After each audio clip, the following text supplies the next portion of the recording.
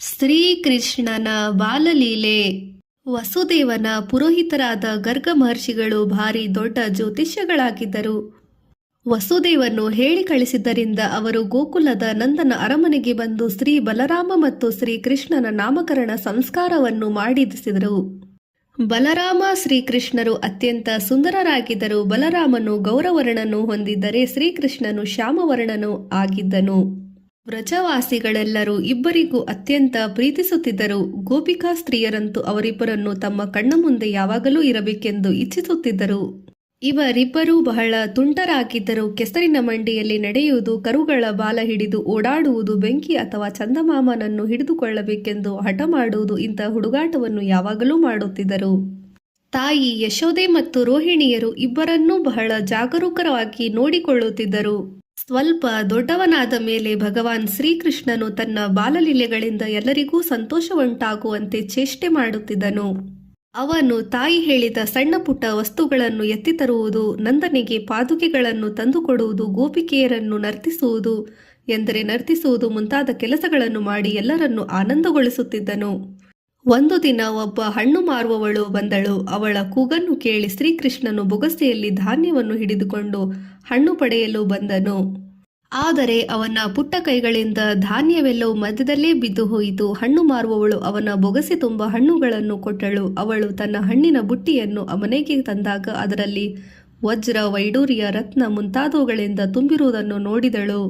ಚಿಕ್ಕ ಮಕ್ಕಳು ತುಂಟರು, ಚಂಚಲರು ಆಗಿದ್ದರೂ ಎಲ್ಲರಿಗೂ ಪ್ರಿಯರಾಗಿರುತ್ತಾರೆ. ಶ್ರೀಕೃಷ್ಣನು ತಮ್ಮ ಮನೆಗೆ ಬರಲಿ, ತಮ್ಮ ಜೊತೆ ನಗಲಿ, ಮಾತಾಡಲಿ ಹಾಗೂ ತಮ್ಮಲ್ಲಿ ತುಂಟಾಟದಿಂದ ರೇಗಿಸಿ ಸುಖವನ್ನು ಮಾಡಲಿ ಎಂದು ಗೋಕುಲದಲ್ಲಿ ಎಲ್ಲ ಗೋಪಗೋಪಿಯರು ಹೃತ್ಪೂರ್ವಕವಾಗಿ ಇಚ್ಛಿಸುತ್ತಿದ್ದರು.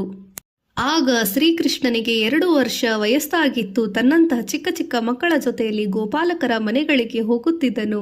ಯಾರದೋ ಮನೆಯಲ್ಲಿ ಕಟ್ಟಿ ಹಾಕಿದ್ದ ಕರುವನ್ನು ಬಿಚ್ಚಿ ಬಿಡುತ್ತಿದ್ದನು.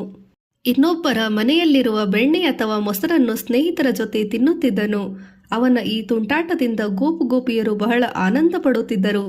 ಗೋಪಿಕಾ ಸ್ತ್ರೀಯರು ಶ್ರೀಕೃಷ್ಣನನ್ನು ದೂರುವ ನೆಪದಲ್ಲಿ ಯಶೋದೆಯ ಹತ್ತಿರಕ್ಕೆ ಅವನನ್ನು ನೋಡಿ ಸಂತೋಷಪಡುವುದಕ್ಕಾಗಿ ಬರುತ್ತಿದ್ದರು. ಯಶೋದೆಯು ಅವನನ್ನು ಗದರಿಸಿದರೆ ಗೋಪಿಕೆಯರು ಅವನನ್ನು ಬಯ್ಯಬಾರದೆಂದು ಕೈಮುಗಿದು ಪ್ರಾರ್ಥಿಸುತ್ತಿದ್ದರು.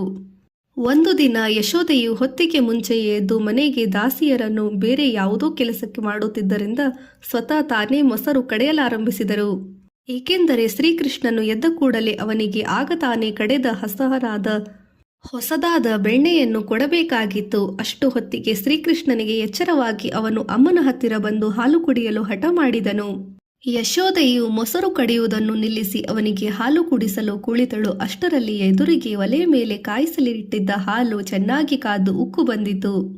ಯಶೋದೆಯು ಶ್ರೀಕೃಷ್ಣನನ್ನು ಕೂಡಲೇ ಕೆಳಗಿಳಿಸಿ ಹಾಲಿನ ಪಾತ್ರೆಯನ್ನು ಕೆಳಗಿಳಿಸಲು ಹೋದಳು. ಶ್ರೀಕೃಷ್ಣನಿಗೆ ಅಮ್ಮನ ಮೇಲಿನ ಪ್ರೀತಿಯು ಮುನಿಸು ಬಂದಿತು.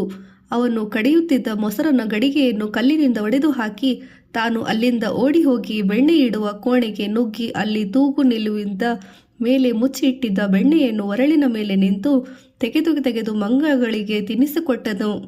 ಹಾಲನ್ನು ಕೆಳಗಿಳಿಸಿ ಯಶೋದೆಯು ಬಂದ ಮೊಸರಿನ ಗಡಿಗೆಯನ್ನು ಒಡೆದಿರುವುದನ್ನು, ಮೊಸರೆಲ್ಲವೂ ನೆಲದ ಮೇಲೆ ಚೆಲ್ಲಿರುವುದನ್ನು ನೋಡಿದಳು. ಶಿಕ್ಷೆಯಿಲ್ಲದೆ ಶ್ರೀಕೃಷ್ಣನ ಚೇಷ್ಟೆ ಸ್ವಭಾವ ಜಾಸ್ತಿಯಾಯಿತೆಂದು ಅವಳು ಯೋಚಿಸಿ ಅವನನ್ನು ಹಿಡಿಯಲು ಹೋದಳು. ಮೊದಲಾದರೂ ಅವನು ಅವಳಿಗೆ ಸಿಕ್ಕದೆ ಓಡಿದನು. ಆದರೆ ಅಮ್ಮನು ಅವನನ್ನು ಹಿಡಿಯಲು ಓಡಿ ದಣಿದಿರುವುದನ್ನು ನೋಡಿ ಅಲ್ಲೇ ನಿಂತುಕೊಂಡನು. ಯಶೋದೆಯು ಅವನನ್ನು ಹಿಡಿದು ಒಂದು ಒರಳಿನ ಕಟ್ಟಲು ಹೋದಳು. ಯಾವ ಹಗ್ಗವನ್ನು ತೆಗೆದುಕೊಂಡರೂ ಅವನನ್ನು ಕಟ್ಟಲು ಹೋದರೆ ಅದು 2 ಅಂಗುಲ ಚಿಕ್ಕದಾಗುತ್ತಿತ್ತು. ಮನೆಯಲ್ಲಿದ್ದ ಎಲ್ಲ ಹಗ್ಗಗಳನ್ನು ಸೇರಿಸಿ ಕಟ್ಟಿದರೂ ಅವೆಲ್ಲವೂ 2 ಅಂಗುಲ ಚಿಕ್ಕದಾದವು. ಭಗವಂತನನ್ನು ಯಾರಿಂದಲೂ ಕಟ್ಟಲು ಸಾಧ್ಯ. ಆದರೆ ಯಶೋದೆಯು ತುಂಬ ಆಯಾಸಗೊಂಡಾಗ ಶ್ರೀಕೃಷ್ಣನು ಕರುಣೆಯಿಂದ ತಾನೇ ಆಕೆಯ ಬಂಧನಕ್ಕೆ ಒಳಗಾದನು. ಕುಬೇರನಿಗೆ ನಳಕುಬರ ಮತ್ತು ಮಣಿಗ್ರೀವ ಎಂಬ ಹೆಸರಿನ 2 ಪುತ್ರರಿದ್ದರು. ಒಮ್ಮೆ ಅವರಿಬ್ಬರು ನಗ್ನರಾಗಿ ಸ್ನಾನ ಮಾಡುತ್ತಿದ್ದರು. ಆ ದಾರಿಯಲ್ಲಿ ನಾರದ ಮಹರ್ಷಿಗಳು ಹೋಗುತ್ತಿದ್ದಾಗ ಅವರಿಬ್ಬರನ್ನು ಗರ್ವದಿಂದ ಮಹರ್ಷಿಗಳಿಗೂ ನಮಸ್ಕರಿಸಲೂ ಇಲ್ಲ, ಬಟ್ಟೆಯನ್ನು ಧರಿಸಲೂ ಇಲ್ಲ. ನಾರದರು ಅವರ ಅಹಂಕಾರವನ್ನು ಮುರಿಯಲು ಅವರಿಬ್ಬರಿಗೂ ಮರವಾಗಿ ಹುಟ್ಟಿರೆಂದು ಶಾಪವಿತ್ತರು. ಹಾಗೆಯೇ ವಿಶಾಪವನ್ನು ಕೊಡುತ್ತಾ ಶ್ರೀಕೃಷ್ಣನು ಅವತರಿಸಿ ಅವರಿಬ್ಬರನ್ನು ವೃಕ್ಷಯೋನಿಯಿಂದ ಉದ್ಧರಿಸುವನೆಂದು ಹೇಳಿದರು. ತನ್ನ ಭಕ್ತನಾದ ನಾರದ ಮಹರ್ಷಿಗಳ ಮಾತನ್ನು ನಿಜವಾಗಿಸಲು ಶ್ರೀಕೃಷ್ಣನು ಸ್ವತಃ ಬಂಧನಕ್ಕೆ ಒಳಗಾಗಿದ್ದನು.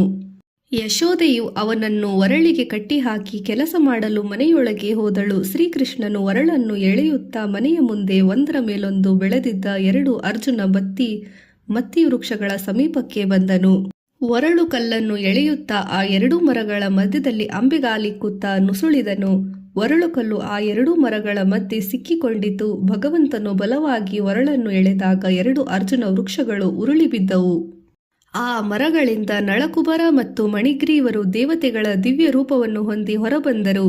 ಅವರು ಶ್ರೀಕೃಷ್ಣನನ್ನು ಸ್ತುತಿಸಿ ಅವರ ಅಪ್ಪಣೆ ಪಡೆದು ತನ್ನ ತಂದೆ ಕುಬೇರನ ಬಳಿಗೆ ಹೊರಟು ಹೋದರು.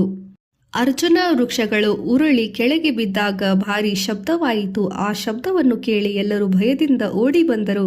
ನಂದನು ಶ್ರೀಕೃಷ್ಣನ ಸೊಂಟಕ್ಕೆ ಕಟ್ಟಿದ್ದ ಹಗ್ಗವನ್ನು ಬಿಚ್ಚಿ ಅವನನ್ನು ಎತ್ತಿಕೊಂಡನು.